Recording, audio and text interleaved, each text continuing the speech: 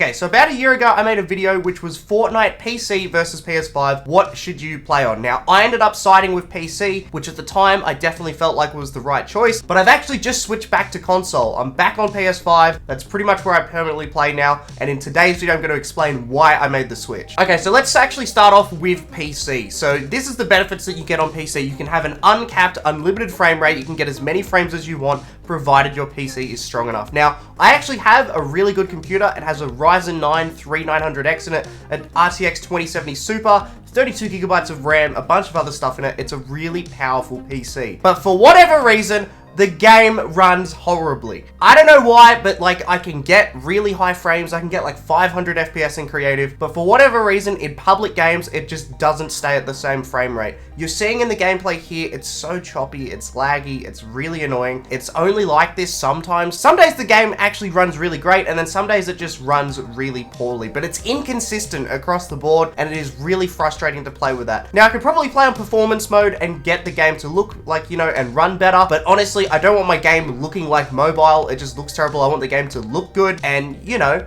just be able to play properly, you know? I didn't spend thousands of dollars on a computer for Fortnite not to be able to run, but it is really frustrating, and that is one of the main reasons that I have actually quit on PC. Now, one thing I will mention is if I actually do play Fortnite, like the regular mode with building and stuff, I will actually continue to play that on PC because I am a hybrid player, so I don't actually always play on controller. When I play the Fortnite mode with building, I actually play on keyboard and mouse because I find it easier to build with a keyboard and mouse. I just prefer that. Building on controller has never been something that I've been really good at, but when it comes to aiming, I'm actually a lot better on controller. Now, that's because I've actually got about 10 years experience in playing FPS games like Call of Duty. Not to toot my own horn, but I'm pretty deadly at Call of Duty. So when Fortnite announced that there was a zero build mode, which basically prioritized your aiming, I was all for it. I haven't played the building mode since. How about you guys? Have you? I would actually love to know if you guys still actually play the regular Fortnite building mode, because I personally haven't touched it since. Like, I just am not a fan. I love zero build.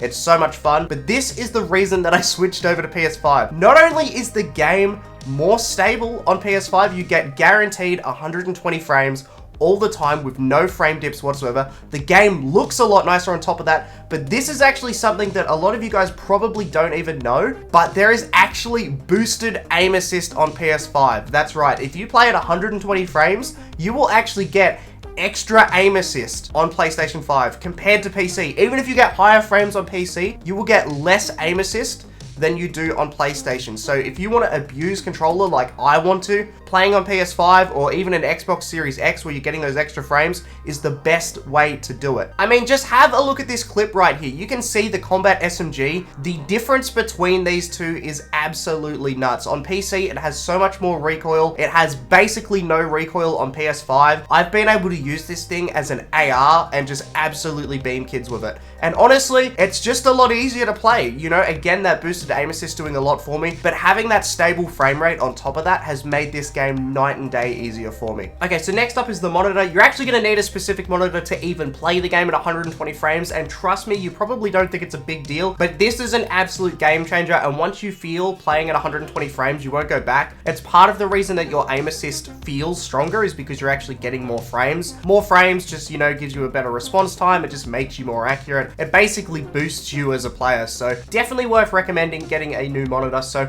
what you need to actually play PS5 games at 120 frames is you need to have a monitor that is at least 120 hertz. Most people go for 144 hertz. That's what I have with my monitor. I believe it was about $200-300 for my monitor. You want a 1 millisecond response time monitor if possible. The monitors, obviously, again, $200-300. They're not the cheapest thing in the world, but it's definitely worth investing to if you can afford it. Yeah, so 144 hertz, it needs to be HDMI 2.1. That is really important. If it isn't, it won't actually work. Okay, so Editor Mitcho here. For some weird reason, the monitor I have is actually HDMI 1.4, but it still works. I don't know why. I've checked Reddit. Apparently, this monitor is some sort of weird anomaly that just magically works when it's not meant to. So this is the one that I obviously recommended just before in the video. It's $230 Australian at the moment. It's one of the cheaper ones. It's really good. I highly recommend it. If you do want to get a better one, there's obviously going to be some other ones linked down below. Anyways, as I was saying, so as long as you get like the right monitor, which I'll link some down in the description below, you will actually be able to get 120 frames. And then if you want to actually know what settings you need to do to actually get 120 frames in Fortnite, I suggest this video right here.